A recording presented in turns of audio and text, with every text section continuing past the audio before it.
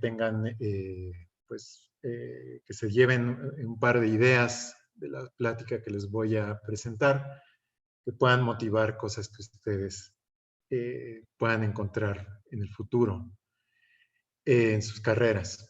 Durante esta presentación cambié ligeramente el título respecto a lo que estaban viendo en el programa. Vamos a hablar de pinzas ópticas y lo que voy a hacer es ponerlas en el contexto de un tema de interés, creo que para todos, que son los motores moleculares. Y un poco por esa parte es por la que voy a comenzar. Entonces vamos a hablar un poco de qué son los motores moleculares. En particular voy a hablar de uno que está muy cerca de mi corazón, que es la cinesina. Es el motor que hemos trabajado, con el cual hemos trabajado en mi laboratorio desde hace ya algunos años. Y finalmente voy a darles algunas perspectivas de otras técnicas y tecnologías que tenemos disponibles aquí en el IPCIT y que estamos desarrollando. Esta nota quisiera empezar con ella, es de un periódico nacional y voy a leerla brevemente para motivar la discusión que vamos a iniciar. Y dice aquí, nanobots, el siguiente paso en la medicina. Más delgados que un cabello podrán liberar diversos medicamentos para tratar males como el cáncer. Pequeños robots viajando en el torrente sanguíneo para liberar medicamento que alivie o evite dolores mayores. Ese es el futuro de la nanotecnología aplicada a la salud. En un mundo cada vez más móvil, no es difícil imaginar que las medicinas también lo sean, se muevan dentro del cuerpo y que incluso utilicen nuestro propio ADN. Así lo plantean estudios alrededor del mundo. Los nanobots son diminutas máquinas que realizan una tarea específica. Por eso, con el perfeccionamiento de la tecnología, se trabaja para que sea posible que se programen vía Wi-Fi para incidir únicamente en células dañadas. Un poco lo que dice aquí es algo que ustedes ven aquí en esta animación, que corresponde a una universidad, me parece, australiana. Ups, perdón, no funciona en este caso el video, pero bueno, no importa mucho. Lo que puedo comentarles en este momento es que este tipo de notas me parece que son muy interesantes por varias razones. En primer lugar, es una provocación a pensar acerca de un futuro posible que involucra aspectos que ustedes conocen bien, como son los materiales, la biología, la nanotecnología, etcétera. Entonces, eso es algo muy interesante. Y lo llamo provocación porque en realidad es un mundo que se encuentra muy en el futuro, si es que algún día se logra, y por lo tanto provoca muchas preguntas. Y otra cuestión muy importante que surge también es qué tan lejos estamos de esto, qué tan lejos es, o qué tan cerca de hacerlo realidad estamos. Y los voy a tratar de convencer del día de hoy que estamos realmente muy lejos, esa es la verdad. Los nanobots es algo que está muy lejano respecto a la tecnología que podemos manejar al día de hoy. Y sin embargo, hay otra especie de nanobots que ya existen dentro de la naturaleza y esos son los motores moleculares. Entonces, un poco para hacer ese contraste. Por supuesto, la escala celular y molecular, todos estamos acostumbrados y esta es una diapositiva muy elemental, muy básica, pero que es útil para situarnos en qué contexto estamos hablando. Mi trabajo en el laboratorio, digamos que es un cruce de caminos entre tres caminos principales: la biología molecular y celular, las nanociencias y los materiales. Como que esos tres caminos se juntan y dan lugar a este campo que se le puede llamar de muchas formas, pero yo diría que es biofísica y en particular biofotónica porque utilizamos luz como una herramienta y ustedes van a ver cómo. Estamos acostumbrados al mundo macroscópico, por supuesto, y muchos de ustedes también al mundo celular, la escala de micras. Y en esta plática, en esta charla, nos vamos a concentrar en el mundo de los nanómetros. Y yendo un poco más allá, podríamos hablar también de la escala atómica, pero en este caso nos vamos a concentrar en moléculas, en el nivel molecular, Como ustedes saben, por ejemplo, el diámetro de una molécula de ADN es de 2 nanómetros. Entonces, cuando pensamos, ya sea desde el punto de vista biológico o desde el punto de vista de los materiales o desde el punto de vista de nanotecnología respecto a la molécula del ADN, pues es una molécula súper, súper interesante con propiedades que de hecho se están empleando al día de hoy para construir dispositivos o alguna suerte de geometrías en la escala nanométrica. Si ustedes hacen este experimento, que seguramente todos lo han hecho, de poner alguna muestra biológica, tal como una cebolla, en un microscopio convencional, pues lo que van a ver son las células, ciertamente. Estas células miden del orden de unas decenas de micras en tamaño. Ustedes alcanzan a ver la membrana celular. Aquí en estos puntitos cafés son los núcleos, pero no se ve mucho más. Se ve prácticamente como si fuera un espacio vacío en donde no pasa mucho. Y aquí lo interesante son las paredes o las membranas de las células. Sin embargo, si hacemos un acercamiento a alguna de estas regiones cerca del núcleo, lo que veríamos es que a nivel molecular, este mundo es extremadamente complejo y esta representación gráfica que ustedes ven aquí es muy apropiada porque está hecha a escala. Cada uno de las moléculas que ustedes ven aquí es una macromolécula. Para aquellos de ustedes que han llevado sus cursos de biología molecular, estas regiones corresponde al núcleo. De aquí emerge una fibra de color naranja, que es una molécula de ARN, a la cual se le pegan algunos ribosomas para empezar a sintetizar proteínas.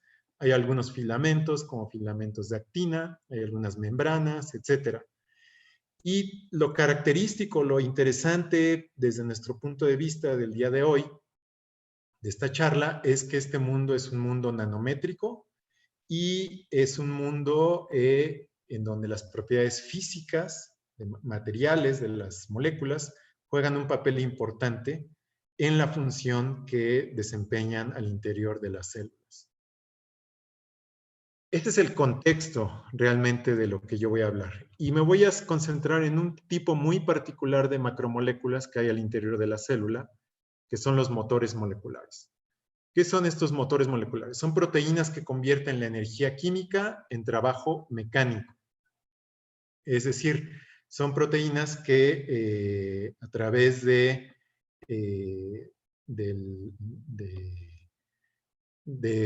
tomar las moléculas de ATP que hay al interior de las células, hidrolizan esa molécula de ATP y aprovechan esa energía que antes estaba en forma de enlaces químicos para producir un desplazamiento, un movimiento, un cambio conformacional en la escala nanométrica, pero que inclusive nosotros podemos ver las consecuencias de esos cambios ya en la escala micrométrica. Tomen, por ejemplo, una bacteria, como esta que ustedes ven aquí. Déjenme ver si se reproduce el video. Ahí está. Lo que ustedes ven aquí son bacterias, Escherichia coli. Son bacterias que tienen esta capacidad de desplazarse al interior de un medio acuoso. Y ustedes alcanzan a ver en esta microscopía de campo claro, en tiempo real, cómo se van desplazando las bacterias de un lado para otro. Son bastante rápidas, se desplazan del orden de unas 10 micras por segundo. Y básicamente lo que están haciendo es una suerte de exploración del medio y eventualmente también les permite esta motilidad celular conseguir comida o escapar de depredadores, buscar un medio apropiado para desarrollarse. Estas bacterias, el cuerpo de la bacteria mide alrededor de 1 micra, 1000 nanómetros, vamos a estar manejando la escala de nanómetros. Y justamente en el cuerpo de la bacteria hay unos flagelos que tienen una forma helicoidal, como si fuera un sacacorchos. Y justamente aquí, en la base de estos flagelos, hay un motor molecular. Este motor molecular es bastante especial porque se parece a el motor que hay al interior de un dispositivo moderno, como una licuadora, como una lavadora. Es un motor rotatorio, un motor giratorio. justamente aquí en esta base del flagelo, como les decía yo. Y lo que es interesante es que este motor, como está, digamos, sujeto al flagelo, hace que el flagelo gire. Entonces da vueltas y entonces hace que el flagelo gire. Y precisamente ese movimiento giratorio hace que esta hélice empiece a dar vueltas. Y como sabemos, para todos aquellos que hayan manejado un sacacorchos, cuando el sacacorchos gira, lo que se hace es que avanza al interior del corcho, y ese es exactamente el mecanismo que utiliza la bacteria de Escherichia coli para poder desplazarse al interior de un medio acuoso. Lo extraordinario que vemos aquí es la escala. Este motor molecular mide del orden de unos 50 nanómetros de diámetro, extremadamente pequeño. Acuérdense que el diámetro de un cabello humano mide el orden de unas 50 o unas 30, 50 micras, de modo tal que este motor molecular que existe al interior de estas bacterias es 1000 veces menor en tamaño al diámetro de un cabello. Eso es extremadamente pequeño. Y eso está presente pues, en muchísimas bacterias que utilizan este tipo de mecanismo para poder desplazarse. Este es un primer ejemplo de un motor molecular. Otro ejemplo de motor molecular lo ven aquí en funcionamiento, o más bien lo que ustedes ven aquí no es el motor, sino la consecuencia de este motor. Esta es Soraya Jiménez, la primer mexicana en obtener una medalla de oro en unos Juegos Olímpicos. Y lo que está haciendo ella aquí es levantar pues 150 o más kilos de peso, utilizando evidentemente la fuerza mecánica proveniente de su cuerpo, en particular de los músculos. ¿Qué está sucediendo en los músculos? Los músculos, como ustedes saben, son un conjunto de fibras que van disminuyendo en diámetro, es decir, hay una fibra en medio de otra fibra, y así sucesivamente hasta llegar a la unidad básica de los músculos, que es el sarcómero. Y ahí lo que sucede es algo muy interesante. Ustedes ven aquí en estas fibras, hay unas fibras alargadas de color rojo en esta parte del sarcómero. Aquí hay otras fibras alargadas de color rojo. Y en medio, en la parte de en medio no se ve una parte ahí medio blanca, pero acá hay otras fibras, pero que no se muestran en la figura. Entonces, hay muchas fibras ahí. ¿Qué es lo particular y cómo existen los motores moleculares en este contexto? Cada una de estas fibras rojas que ustedes ven aquí tienen unas pequeñas bolitas y cada una de esas bolitas es un motor molecular. Este motor molecular se llama miosina y ustedes lo ven aquí, es esta cabecita roja en la punta de un filamento rojo. Son estos motores que hay justamente aquí en la parte de los músculos. Y estas otras fibras que se llaman actinas, básicamente tienen una extensión muy alargada y están básicamente en este sitio del músculo. Déjenme cambiar aquí a la versión apuntador para que ustedes lo puedan ver mejor. Básicamente en esta parte del músculo. Entonces, ¿qué es lo que sucede? Estos motores moleculares tienen una tarea muy particular. Lo que hacen es que, de nuevo, hidrolizan el ATP que hay en el medio y lo que hacen es que se sujetan a la fibra de actina y le dan un empujoncito, en este caso, hacia la izquierda y hacia abajo, en esta dirección. Y eso es todo lo que hacen. Después se despega el motor, llega otra molécula de ATP, se vuelve a unir a la fibra y la vuelve a desplazar un poco hacia abajo y hacia la izquierda. Entonces, ¿qué es lo que sucede? Aquí hay un conjunto muy grande de miles de millones de esos motores moleculares. Bueno, primero analicemos lo que sucedería aquí, porque justamente aquí están este tipo de motores. Entonces, las fibras de actina que están en la parte de en medio son jaladas por los motores moleculares hacia la izquierda, ¿no? Tal como se muestra aquí. Pero hay otros motores moleculares en esta parte del músculo que, digamos, están como en una reflexión de espejo respecto a los que están acá. Es decir, la orientación de los que están acá es que aquí hay una fibra muy grande y aquí está la cabecita de la actina, y este conjunto de motores empujan la fibra de actina, la misma fibra de actina, hacia la derecha. Entonces, en resumen, hay un equipo de motores moleculares que jalan la fibra de actina en esta dirección Acá hay otro conjunto de motores moleculares que jalan la misma fibra de actina hacia la derecha. Y el resultado final es, por supuesto, que estos dos conjuntos de motores se acercan uno respecto al otro. Y lo que les acabo de describir es el mecanismo de contracción muscular que justamente vemos aquí. Esta contracción muscular en donde el músculo aumenta el volumen cuando ejercemos fuerza es el resultado de esta contracción muscular y el resultado de una acción a nivel nanométrico. Porque estos pequeños empujoncitos que le está dando esta proteína que se llama miosina, mide alrededor de unos 10 nanómetros en términos de desplazamiento. La proteína misma, esta proteína globular que ustedes ven aquí, mide del orden de unos 4 o 5 nanómetros de diámetro.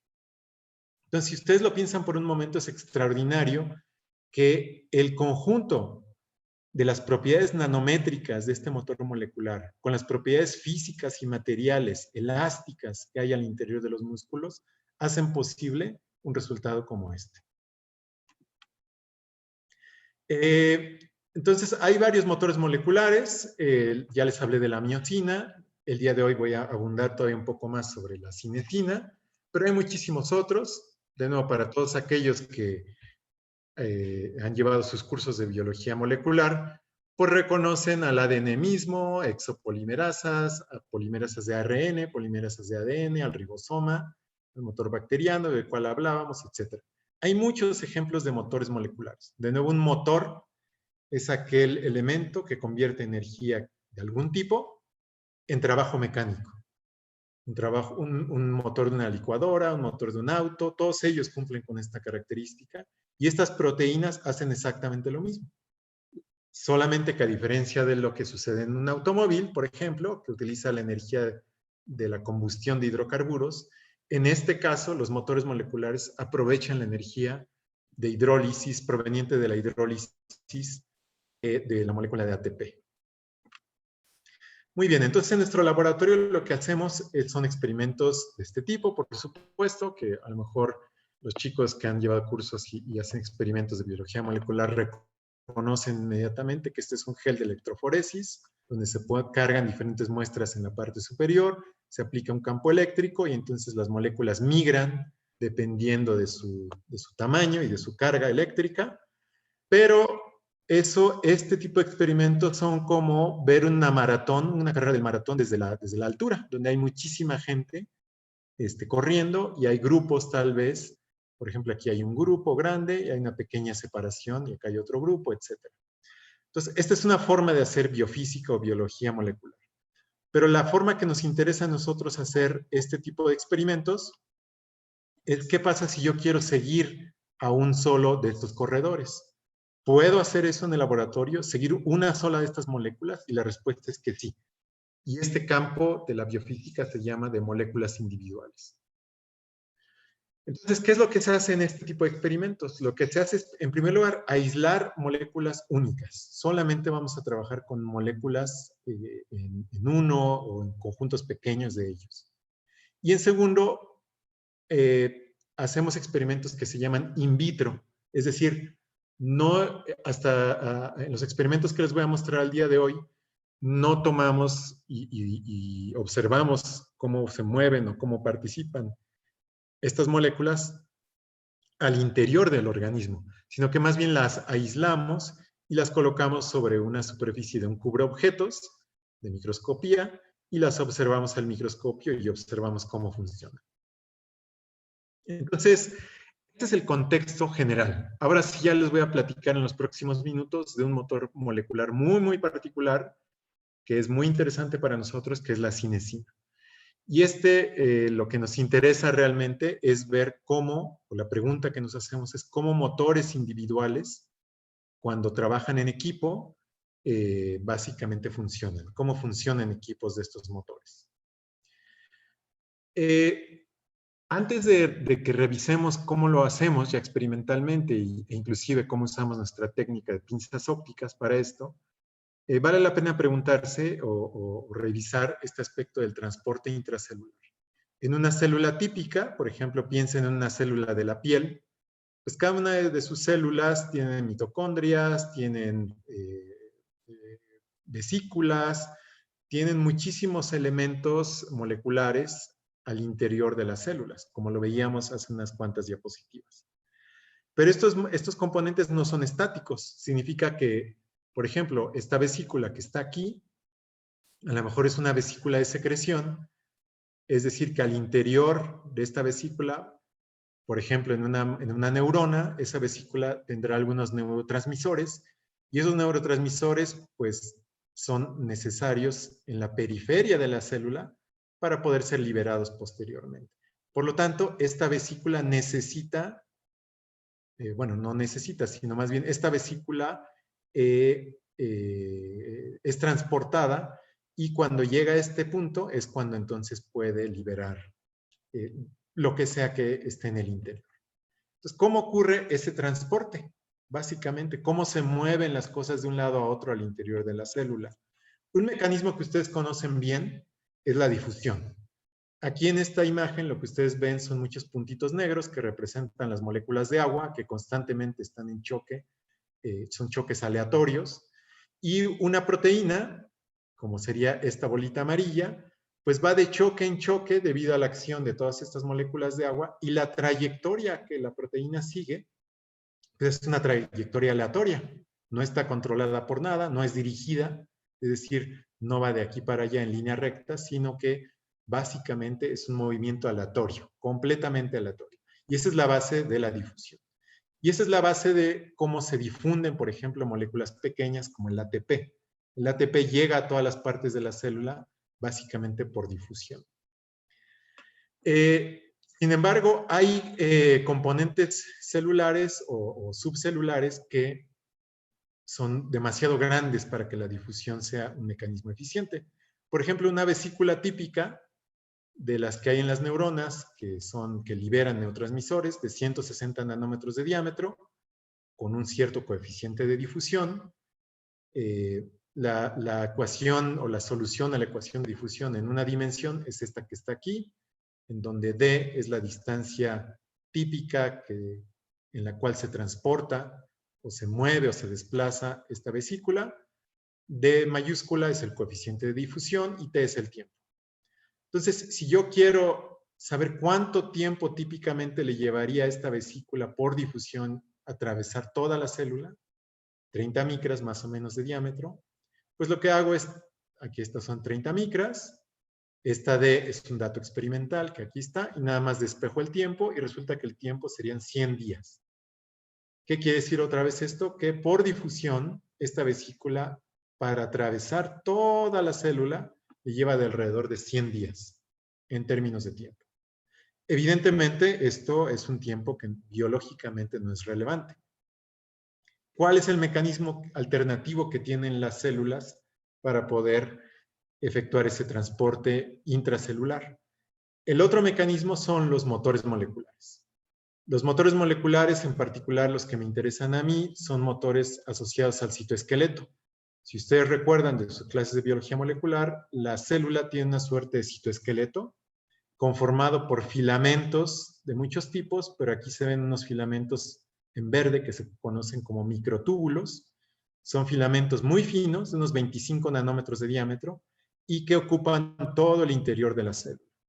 Y hay motores moleculares como la dineína o la cinesina, está en rojo, está en azul en el dibujo, que logran dos cosas importantes. La primera es que estos motores reconocen a los microtúbulos, entonces de manera específica se anclan a estos microtúbulos.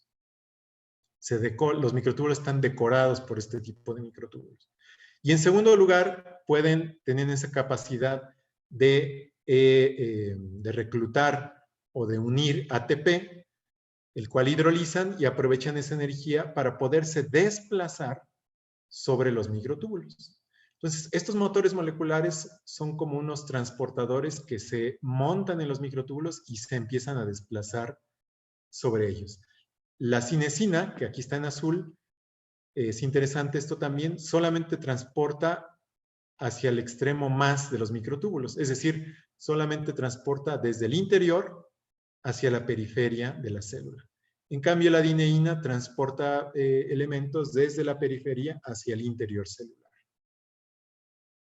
Un motor molecular no cumple ya con esta ecuación de difusión porque ya es movimiento dirigido, que cumple esta ecuación básica de la mecánica, distancia es igual a velocidad por tiempo. La velocidad típica o característica de estos motores es del orden de 1 micra por segundo.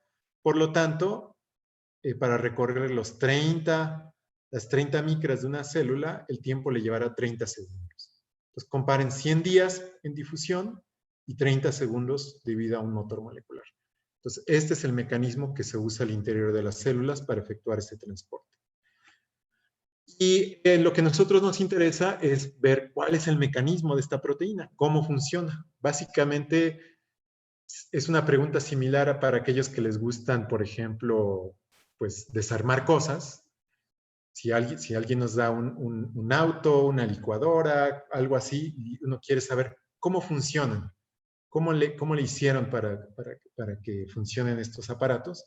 Algo similar nos interesa a nosotros. Entonces nos vamos a la escala molecular y así se ve esta proteína cinesina. Es una proteína alargada, unos 70 nanómetros de extensión, y tiene 2 dominios globulares que se conocen como cabezas, cada una de 4 nanómetros de diámetro, y estas cabezas son las que se unen al microtúbulo y se pueden desplazar sobre él.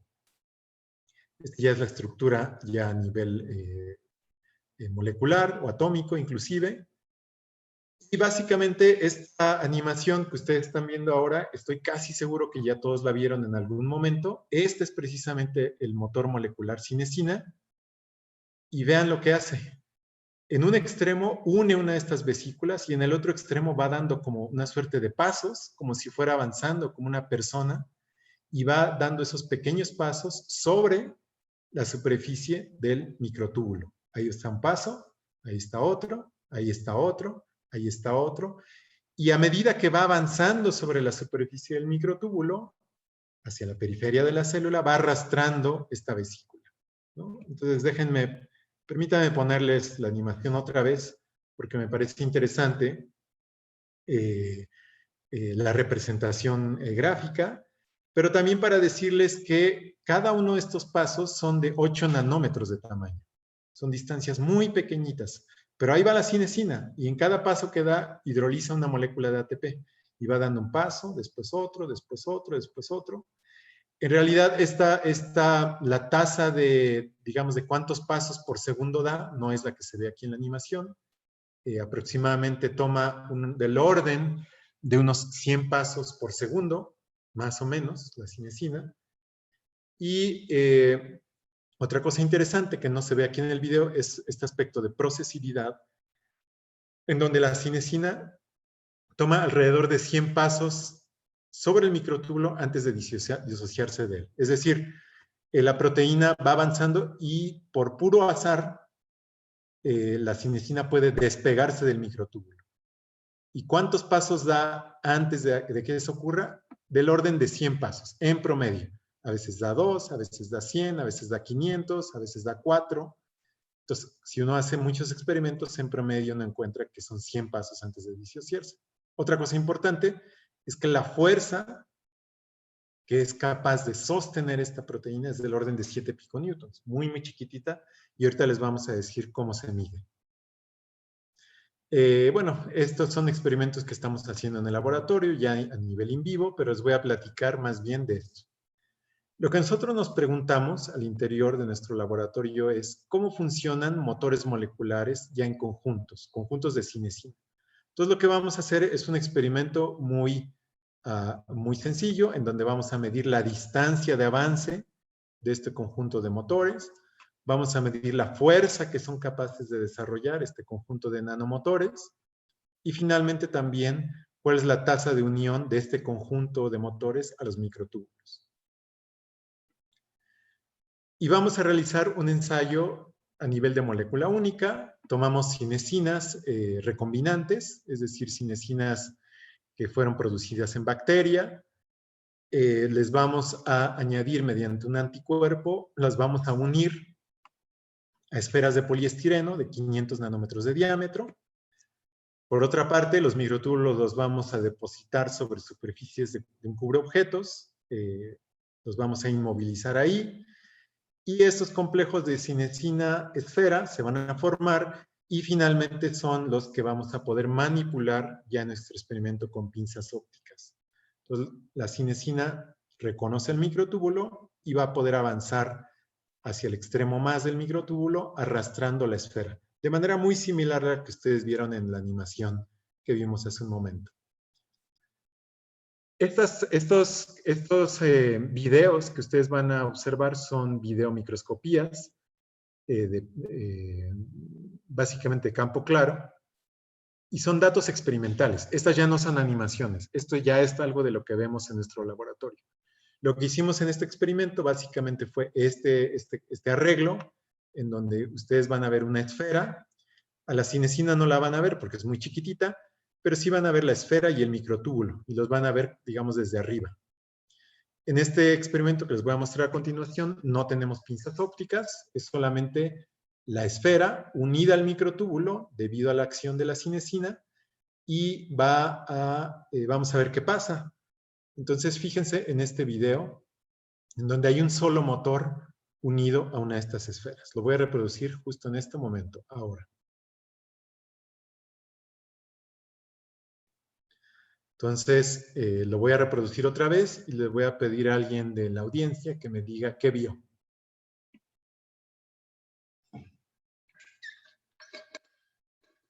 Pues no sé si alguien puede describir qué fue lo que vio. ¿Se está disociando el motor del microtúbulo? Sí, eso fue lo que ocurrió ya al final del video, pero en la primera parte del video lo que ocurrió también es algo que apenas alcanza a notar, y es que la esferita se desplazó un poquito. No sé si ven cómo se está desplazando. Hizo como que dos saltos, ¿no? Dos saltitos. Exacto.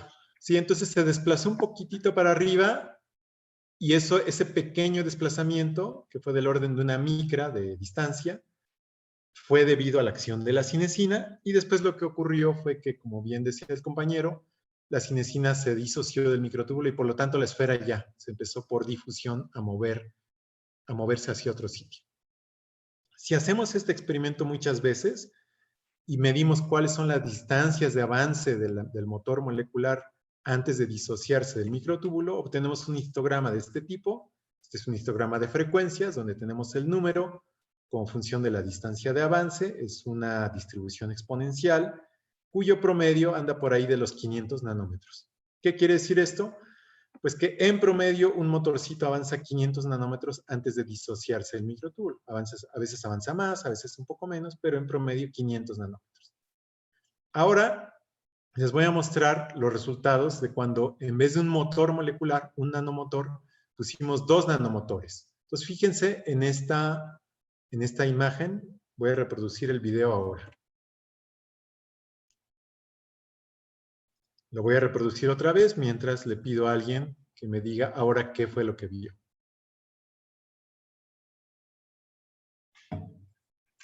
¿Notaron alguna diferencia respecto al primer video? Se movió más la esferita. Se movió un poquito más, eso es cierto.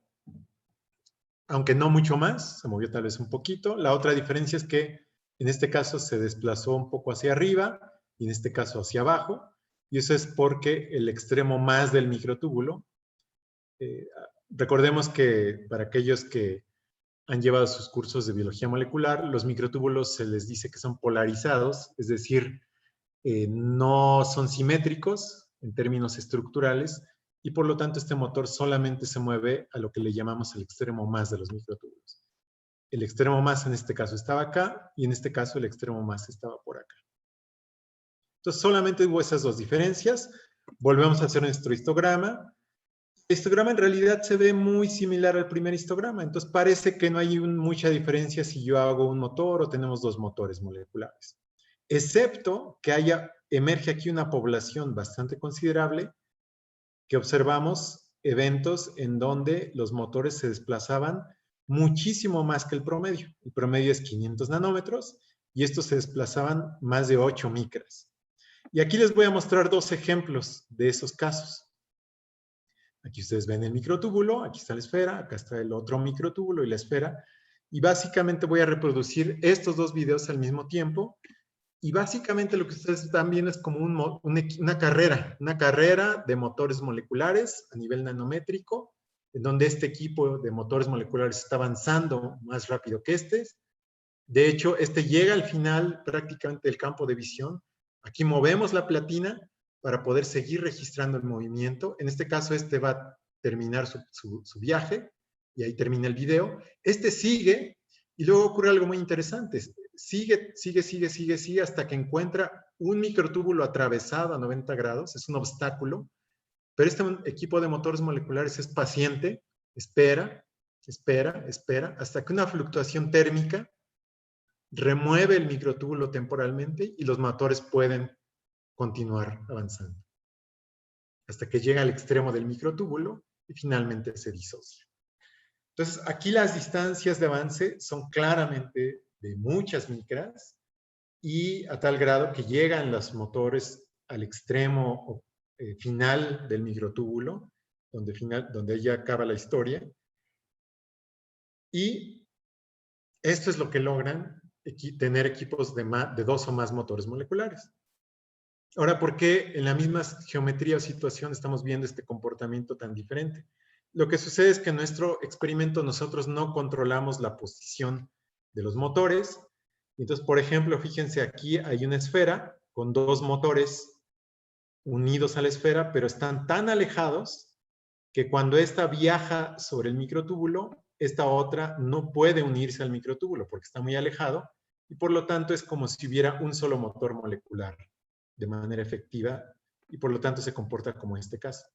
En cambio aquí los 2 motores están relativamente cercanos entre sí y entonces ambos pueden unirse al microtúbulo y trabajan literalmente en equipo para poder viajar de manera considerablemente más distancias mayores que respecto al primer caso. Entonces, esto es algo muy interesante. Lo que ustedes acaban de presenciar es cómo en la escala nanométrica equipos de nanomotores básicamente cooperan entre sí para poder avanzar distancias mucho mayores.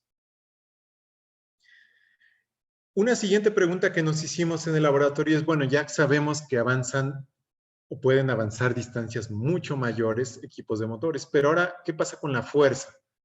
Porque este motor es capaz de ejercer una fuerza mecánica para poder arrastrar esta esferita o piensen en una organelo subcelular en el interior de la célula. Entonces, quisimos medir la fuerza. ¿Cómo podemos hacer eso? Bueno, si la cinesina ejerce una fuerza en la dirección de esta flecha azul y yo de algún modo ejerzo una fuerza en la dirección de la flecha negra, cuando estas 2 fuerzas sean iguales, pues este movimiento va a ser nulo, es decir, va a cesar el movimiento de la cinesina. Y si yo de algún modo conozco esta fuerza, pues en ese momento sabré cuál era la fuerza original de la cinesina. Entonces, esa es la estrategia que vamos a seguir en el laboratorio. Y básicamente aquí la pregunta es, ¿y cómo le vamos a hacer para ejercer esta fuerza? Y ahí es en donde viene la técnica de pinzas ópticas. Después voy a hablar de otros usos de las pinzas, pero en este caso es muy específico para poder sujetar a esta microesfera y poder ejercer una fuerza mecánica. Y eso lo vamos a hacer, como digo, con la ayuda de las pinzas ópticas. Ahora, ¿qué es una pinza óptica? Esta es la diapositiva que realmente nos ayuda a entender el funcionamiento de un sistema de este tipo. Una pinza óptica se construye y conceptualmente es muy simple de entender. Se construye haciendo pasar un haz de láser a través de la lente de un objetivo. Y para todos aquellos que hayan jugado con lupas, con lentes que ponen ustedes al sol, cuando las sacan al sol, pues ven como los rayos del sol se concentran en un punto. Es exactamente el experimento que se hace con una pinza óptica. El láser se concentra en una región que se le conoce como un punto focal. Ahí el tamaño del láser es muy pequeñito, del orden de una micra de diámetro o menos. Y después el láser continúa su camino. Algo muy interesante que ocurre aquí es que el campo eléctrico asociado a la luz es capaz de inducir en un material dieléctrico, tal como el vidrio, el plástico o inclusive las células, algo que se conoce como un dipolo eléctrico. que está representado con la letra P. Y ese dipolo eléctrico, que es básicamente una separación de cargas eléctricas al interior del material, interactúa a su vez con el campo eléctrico de la luz, y esto da origen a una fuerza que se conoce como de gradiente, porque la fuerza es proporcional al gradiente de la intensidad de la luz. La intensidad de la luz que es proporcional al campo eléctrico al cuadrado. ¿Qué quiere decir esto? Que justamente en este punto focal, en donde la intensidad es muy alta y después decrece hacia arriba y hacia abajo y hacia un lado hacia el otro, la partícula, una partícula esférica o de otra forma, pero de material dieléctrico, va a experimentar una fuerza en la dirección de estas flechitas azules. Entonces, la fuerza es en la dirección de mayor intensidad de las de láser. Entonces, si una partícula está aquí donde está el cursor, se va a ir para acá. Una partícula que está aquí donde está el cursor se va a ir para acá. Una partícula que está aquí donde está el cursor se va a ir para acá. Siempre van a ser dirigidas estas fuerzas hacia el punto focal del láser. Algo muy interesante es que con esta técnica se logran dos cosas. La primera es que podemos atrapar objetos a nivel micrométrico o inclusive nanométrico. Ese es un logro y por eso se le llaman pinzas, porque podemos sujetar cosas mecánicamente. Pero la otra que también nos interesa mucho y que vamos a usar en este experimento es que podemos medir desplazamientos y también podemos medir fuerzas. Desplazamientos del orden de nanómetros o menos. Desplazamientos, me refiero, de esta pequeña esfera. Y las fuerzas que podemos medir también son del orden de 1 a 100 piconewtons, muy, muy chiquititas. Acuérdense que pico es 10 a la menos 12. Entonces medimos fuerzas que son 10 a la menos 12 veces menores que las que existen en el mundo macroscópico. Por esta invención se le otorgó el Premio Nobel de Física a Arthur Ashkin, quien murió el año pasado. En el laboratorio de biofísica y biofotónica del IPCIT teníamos esta mesa óptica y gracias al esfuerzo y trabajo de dos chicas extraordinarias que hicieron su maestría conmigo, ellas dos construyeron este equipo de pinzas ópticas, que es el que tenemos ahora en el IPCIT. Esto que ustedes ven aquí es un conjunto de elementos mecánicos, ópticos, electrónicos y computacionales para poder operar este sistema. Y les digo, estoy muy orgulloso de que estas dos chicas, Sara y Noemí, construyeron este equipo hace unos 3, 4 años. Y ahora lo que les voy a presentar es el mismo video que les presenté al inicio de la charla, donde tenemos bacterias vivas que están nadando, pero ahora, ¿qué pasa cuando las atrapamos con nuestra pinza óptica? Pues aquí están las mismas bacterias que hace rato, pero ahora vamos a encender un haz de láser justamente aquí donde está el apuntador, lo voy a retirar, y justamente ahí va a quedar atrapada una bacteria, esa bacteria ahí está atrapada. Ustedes ven, es un punto negro básicamente, pero esa es la cintura de la bacteria que está atrapada. La bacteria no se puede ir, está bien atrapadita, a pesar de que quiere escaparse del láser, y en algún momento, en este video, que ustedes ven que está en tiempo real, así se ve en el laboratorio, voy a apagar la luz del láser ahí, y espero que ustedes lo hayan visto, pero justamente cuando el láser fue obturado, la bacteria siguió nadando, de hecho se fue en esta dirección. Entonces, lo que este video les demuestra son dos cosas. Una, que con las pinzas ópticas uno puede capturar, inmovilizar en 3 dimensiones una partícula dieléctrica e inclusive células vivas.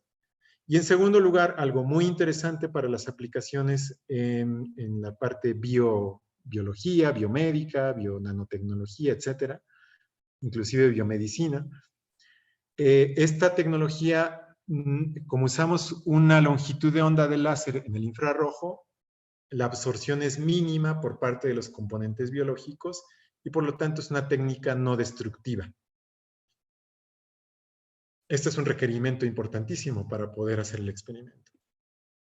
Entonces, usamos nosotros una pinza óptica ¿para qué? Para poder sujetar esta esfera que la cinesina quiere arrastrar en esta dirección, pero nosotros la vamos a jalar hacia el otro extremo. Entonces, ustedes aquí lo que van a ver son varias cosas. Van a ver aparecer un microtúbulo. Aquí se ve la esfera. En esta cruz es la posición del láser, digamos que es esta posición central. Y después lo que van a ver es que cuando la esfera llega al microtúbulo, la cinesina empieza a jalar la esferita en esta dirección, pero llega un momento en que ese movimiento se detiene, y no solamente eso, sino que el láser es capaz de otra vez jalar a la esfera en esta dirección hasta que otra vez está aquí capturada. Y van a haber varios eventos de ese tipo. Ahí va el video, ahí está la esfera, se acerca el láser, el movimiento jala la cinesina, pero llega un momento en que el láser es muy potente y la regresa otra vez a su punto de origen. En esta videomicroscopía, ustedes no están viendo el láser, porque lo podemos bloquear esa luz de láser en la imagen con un filtro óptico. Lo que ustedes ven nada más es el efecto del láser sobre el movimiento de la microesfera. La escala en esta imagen no está, pero esta esfera mide del orden de 500 nanómetros de diámetro. Estos son ya datos experimentales de nuestro laboratorio, podemos leerlos así. Aquí está el desplazamiento en términos de nanómetros, o aquí está la fuerza en términos de piconewtons. Y lo que ustedes ven aquí es que básicamente este es el inicio cuando la cinesina está en esa cruz correspondiente al origen del láser, y aquí es donde la cinesina ya está siendo arrastrada la esfera está siendo arrastrada por la cinesina. Y lo que ustedes notan es algo así como si fuera una escalerita. Cada uno de estos escalones corresponden a estos pasos que da la cinesina de 8 nanómetros de distancia. Y aquí tenemos 1, 2, 3, 4, 5, 6 ejemplos de este tipo de movimiento.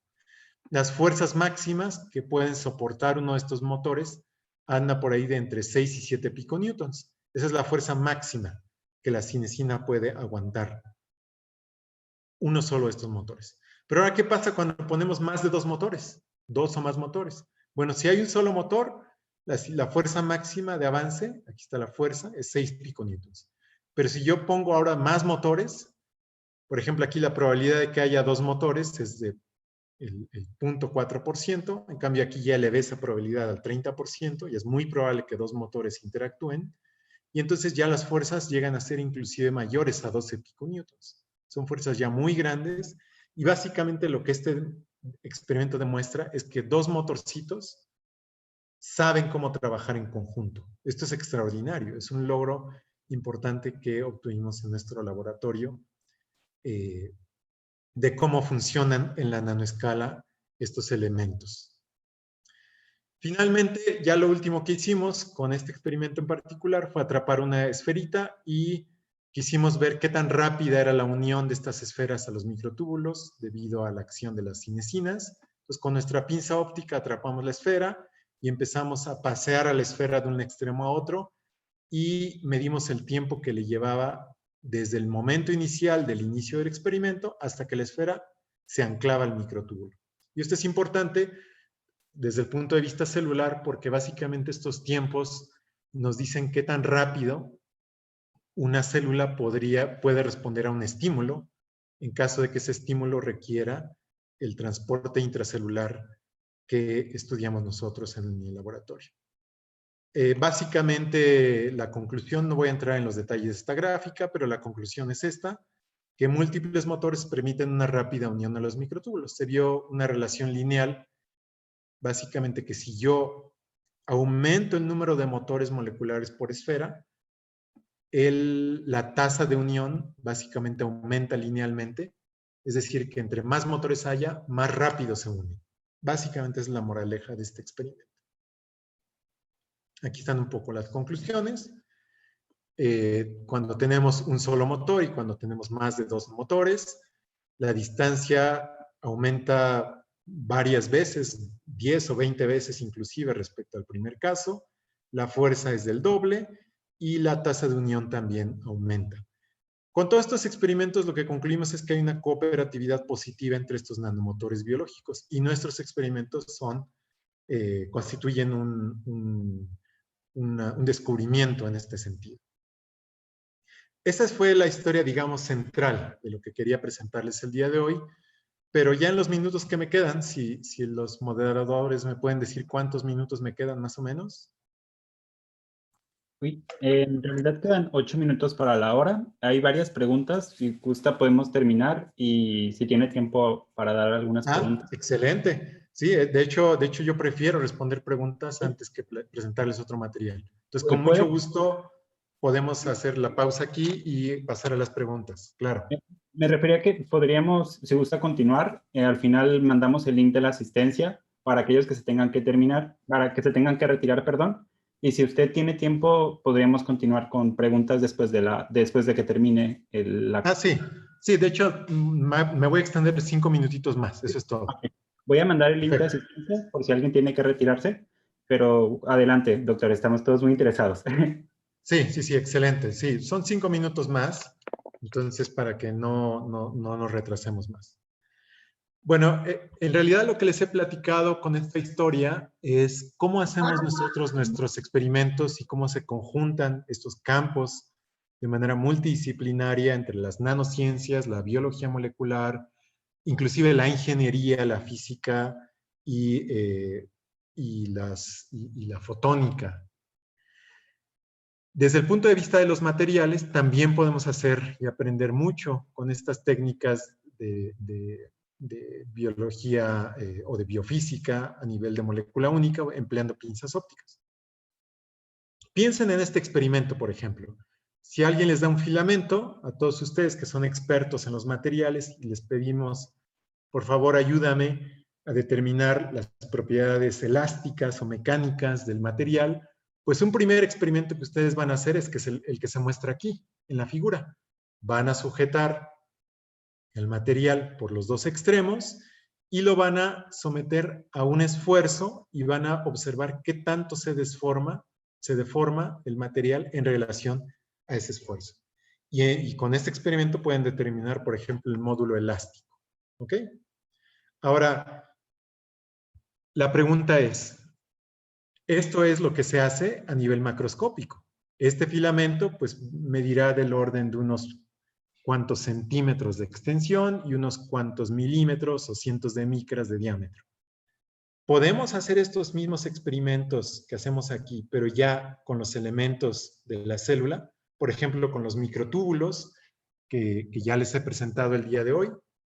Recuerden que les dije que estos microtúbulos son proteínas filamentosas, poliméricas, que miden de unos 25 nanómetros de diámetro. Son tubos huecos de 25 nanómetros de diámetro. Y ustedes aquí los ven marcados con fluorescencia al interior de una célula típica. Así es como se vería cada una de las células, por ejemplo, de su piel, con el núcleo y con un montón de una red de estos microtúbulos de 25 nanómetros de diámetro.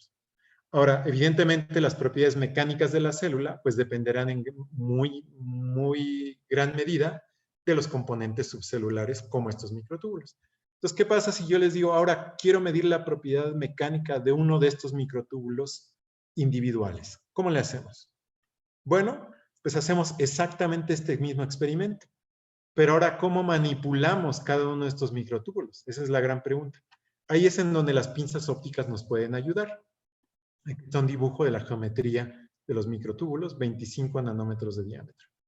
Entonces, en esta videomicroscopía, lo que les voy a presentar es un experimento que también hice yo, en donde en esta mancha blanca, básicamente es una esfera, una microesfera que estoy manipulando con una pinza óptica, y aquí lo que se ve es un microtúbulo. Este es el microtúbulo de 25 nanómetros de diámetro, y es el que me va a interesar en este video. Y algo interesante es que esta esfera está recubierta con anticuerpos que reconocen a la tubulina, que es la proteína primaria de los microtúbulos. Por lo tanto, cuando esta esferita yo la acerque al microtúbulo, lo va a reconocer y se va a unir. Entonces, vean lo que te puede hacer. Dice el microtúbulo, aquí yo muevo mi platina y mi pinza óptica, y justamente ahí ya quedan pegados. Ahí quedan pegaditos y después voy a manipular todo y vean cómo también puedo hacer exactamente el mismo experimento en donde yo puedo flexionar a ese microtúbulo, ahí lo estoy extendiendo, y precisamente a partir de este tipo de experimentos es que nosotros podemos inferir cuáles son las propiedades mecánicas de un componente a nivel nanométrico como son los microtúbulos. Entonces, fíjense que esta herramienta es muy versátil. Ya la usé para estudiar las propiedades de mis motores moleculares y ahora la uso para poder medir las propiedades elásticas de los microtúbulos.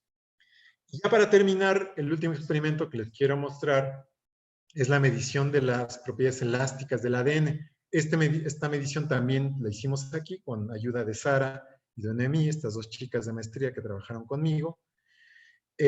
Recuerden que la molécula de ADN es también un filamento muy delgadito, 2.2 nanómetros de diámetro, pero puede tener una longitud enorme, hasta 1 metro para una célula humana. Y, sin embargo, esa molécula que es tan alargada, pues está sometida a un alto grado de empaquetamiento para poder conformar un cromosoma. Entonces, las propiedades mecánicas de cómo dependen, cómo ocurre el enrollamiento de esta proteína, perdón, de esta molécula de ADN en proteínas que se llaman histonas, para lograr este grado de organización, pues es muy importante, las propiedades materiales de esta molécula de ADN. Eso justifica este estudio que nosotros hicimos en el laboratorio, en donde tomamos una molécula de ADN de doble cadena y la marcamos de ambos extremos con unas moléculas que, si quieren, les puedo platicar después cuáles son. Pero el punto es que con esas marcaje pudimos unir de manera específica un extremo del ADN al vidrio, al cubreobjeto, y el otro extremo del ADN a una microesfera que podíamos sujetar con las pinzas ópticas. Y después, básicamente, como podemos manipular esta esfera con la pinza óptica, pudimos estirar la molécula del ADN y básicamente hacer ese esfuerzo, perdón, esa gráfica fundamental del área de los materiales, que es una gráfica de deformación contra esfuerzo.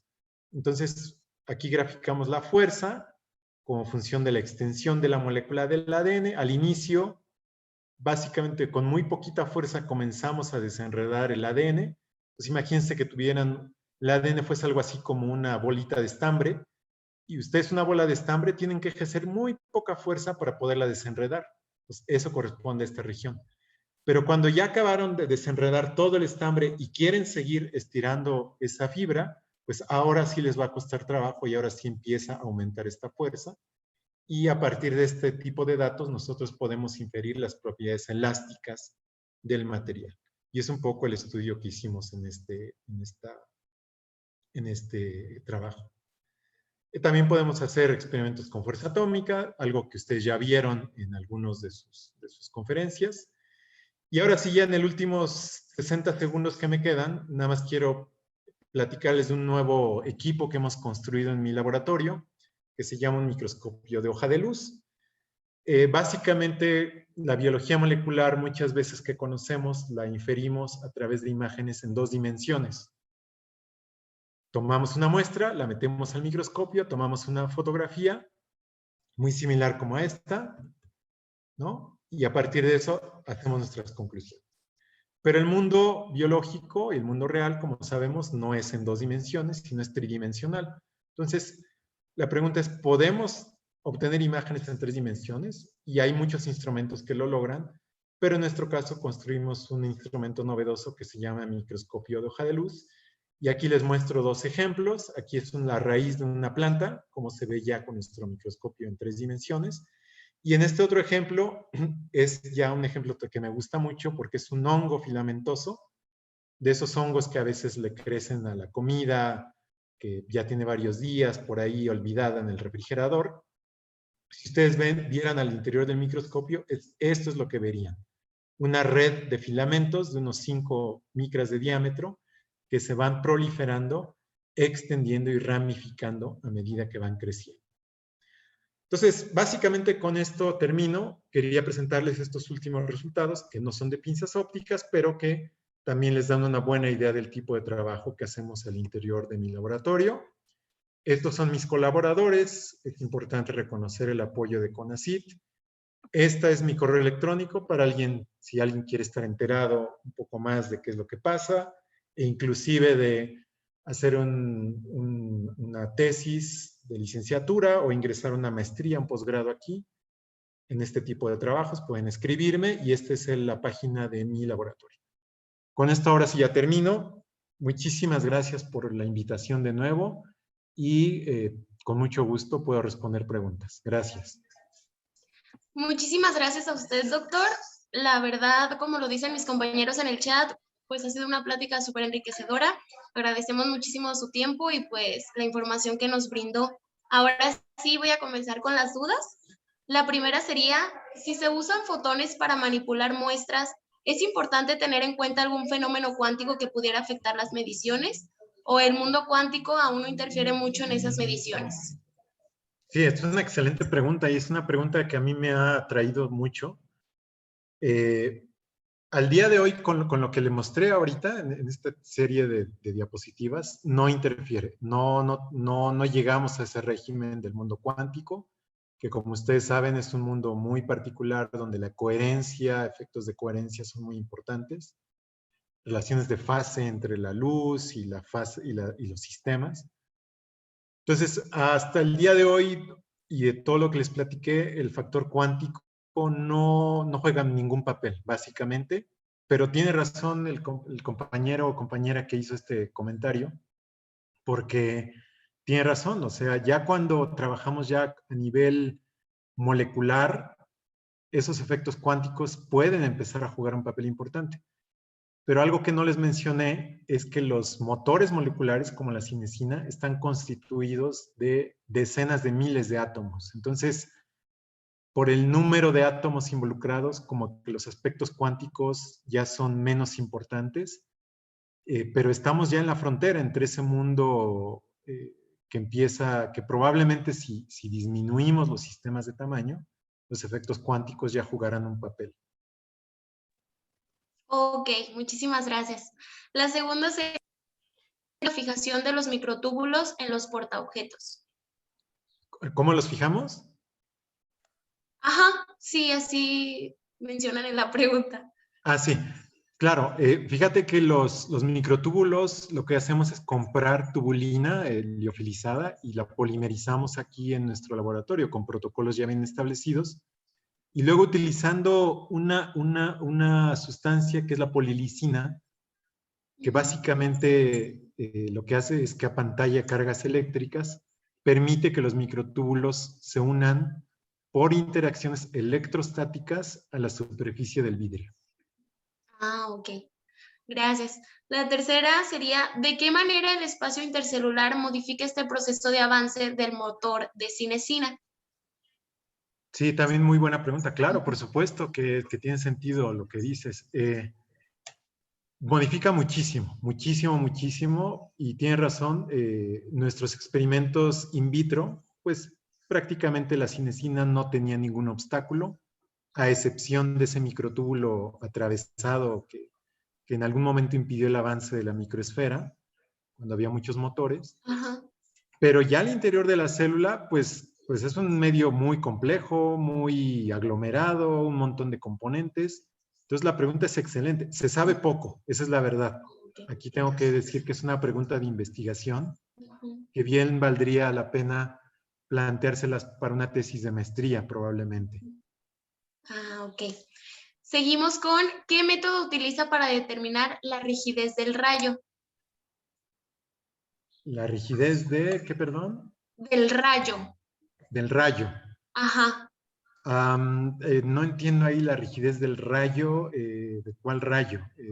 Déjeme checar quién hizo esa pregunta. Sí, no me queda claro ahí.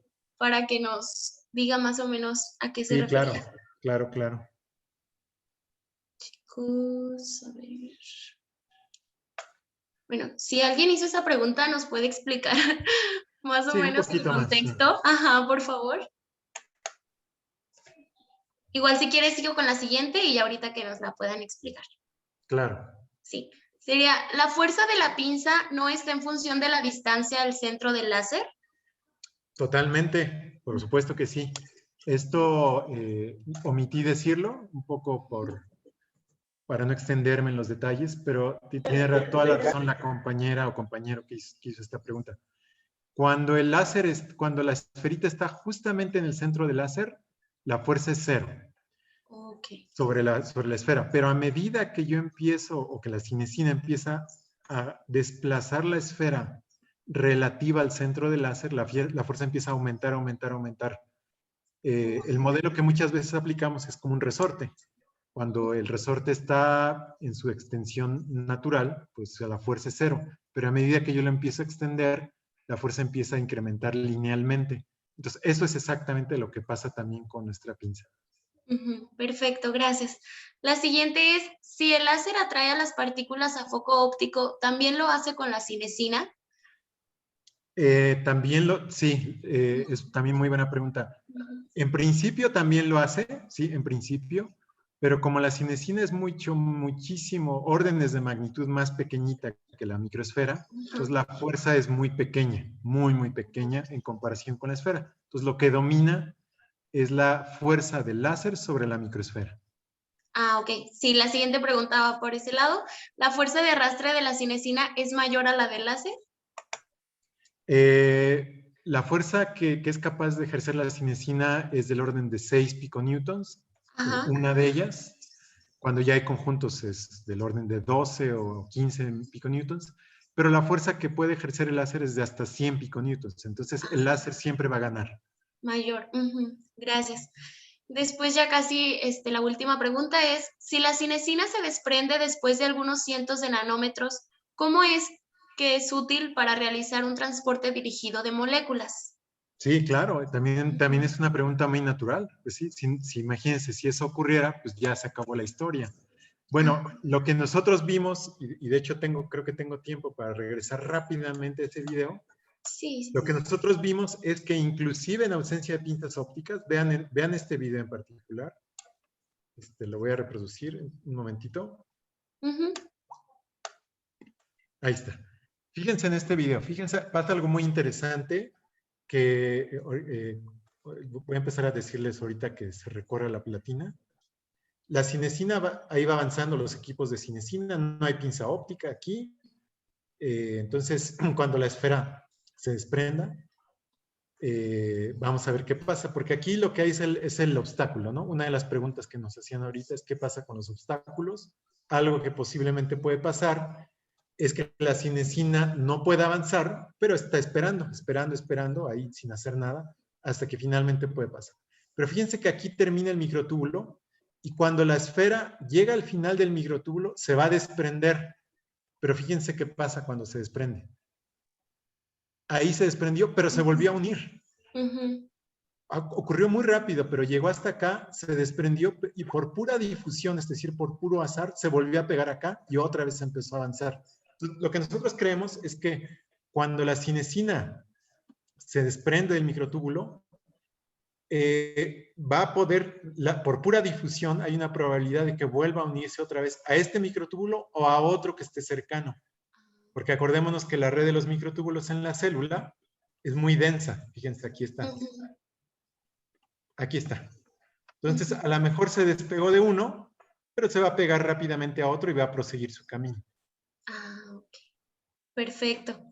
Seguimos con la secuencia de ADN utilizado para el estudio porcentaje de cada base nitrogenada. ¿Influye en las propiedades de elasticidad del ADN? Sí, claro que sí.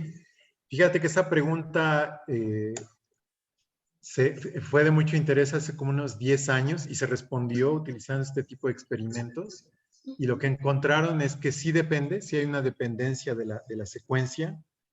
Y tiene tal vez un poco sentido, ya que sabemos que, pues, dependiendo del tipo de base, pues va a haber 2 puentes de hidrógeno o 3, y entonces crea, a lo mejor eso hace más estable a la molécula y influye, tiene razón. Entonces sí influye, claro. Ok, gracias. Y ya por último tenemos, durante los experimentos de los motores moleculares con las esferas, ¿fue posible controlar la posición de los motores respecto a la esfera?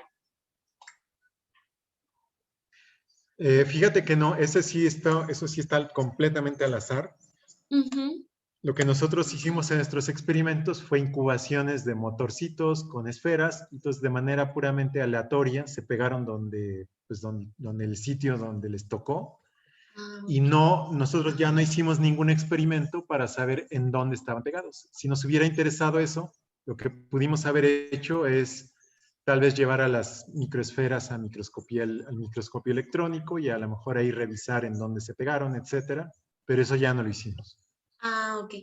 Ahorita agregaron otra pregunta al chat, que es, ¿cómo sabe la cinesina a dónde ir?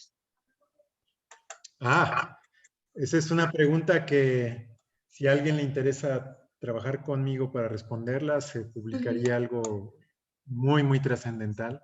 La respuesta es no sé, esa es la verdad. Se ha sugerido que tiene que ver con la estructura a nivel molecular, tanto de la cinesina como de los microtúbulos. Y eso hace, digamos, que fuerza a que la cinesina adopte solamente una orientación de modo tal que siempre avanza hacia una dirección de los microtúbulos y nunca avanza en la dirección opuesta. Pero eso todavía no se sabe. Ok. Bueno, pues muchísimas gracias, doctor. La pregunta que nos queda de duda, pues nadie se ha reportado, entonces, mira, acaban de agregar otra. ¿Qué pasa si dos cinesinas se encuentran en el camino de frente? Bueno, en realidad lo que podríamos concluir a partir de nuestros experimentos, acuérdense que las cinesinas siempre viajan del núcleo a la periferia. Entonces, digamos que nunca va a haber una que vaya para acá y otra para acá. Entonces, básicamente, cuando se encuentran, pues, de acuerdo a nuestros experimentos, van a actuar en equipo para hacer más eficiente el viaje e ir del núcleo a la periferia, viajando primero en un microtúbulo, luego a lo mejor se despegan y pasan a otro y siguen avanzando, después se despegan y viajan a otro. Y todo eso es aleatorio hasta que finalmente llegan a su destino. Ah, perfecto. También tenemos otra pregunta. ¿Los modelos que se usan en el mundo microscópico para calcular las propiedades mecánicas son precisos para usarse en el mundo nanoscópico? También es una buena pregunta y la respuesta es que muchas veces no, porque el medio celular es muchas veces muy diferente, distante del mundo macroscópico. Un ejemplo, todas las componentes moleculares dentro de la célula están hidratados, es decir, tienen muchas moléculas de agua unidas y eso puede cambiar sus propiedades elásticas. Entonces, ese tipo de efectos siempre son importantes y además también es un medio muy, muy aglomerado. Entonces, muchas veces, por ejemplo, los microtúbulos no están desnudos, están decorados con muchas otras proteínas. Seguramente alguno de ustedes ha escuchado acerca de la proteína tau, que está involucrada en enfermedades neurodegenerativas. Bueno, esa proteína se une a los microtúbulos. Entonces, las propiedades mecánicas de los microtúbulos van a cambiar dependiendo de cuántas y quiénes proteínas se encuentran pegadas a ellos. Entonces, sí, es diferente las consideraciones que hay que hacer. Ah, perfecto, gracias. Tenemos otra pregunta. Dice, ¿hasta qué tamaño de partícula es posible utilizar las pinzas ópticas y de qué depende? Sí, depende de la magnitud de esta fuerza de gradiente, es decir, de las propiedades del material, por ejemplo, de qué tan fuerte es ese dipolo eléctrico que yo les platicaba, de la separación de cargas eléctricas en el interior del material. De eso depende. También de la intensidad del láser depende. Y básicamente el rango típico de operación de una pinza óptica es, en el rango inferior, pues es del orden de 10 nanómetros, 20, 30 nanómetros de diámetro, hasta unas 5 o 10 micras. Entonces todo ese rango es el rango de acción de las pinzas. Perfecto. Muchísimas gracias, doctor, por tomarse el tiempo de contestar cada una de nuestras dudas. Le cedo mi palabra a mi compañero Mauricio para dar el fin a esta plática. Gracias. Bueno, hola de nuevo, doctor. Muchas gracias, Andrea, y muchas gracias, doctor, por su excelente plática. La verdad, coincido con todos en el chat. Fue una plática muy interesante, fue una excelente ponencia y también muchas gracias por tomarse este tiempo de más para responder a todas las preguntas. Sabemos que fueron muchas y muchas gracias de verdad. Ya simplemente para concluir, vamos a entregarle un reconocimiento, si me permite compartir pantalla. Claro que sí. A ver, un momentito. Listo, ya está.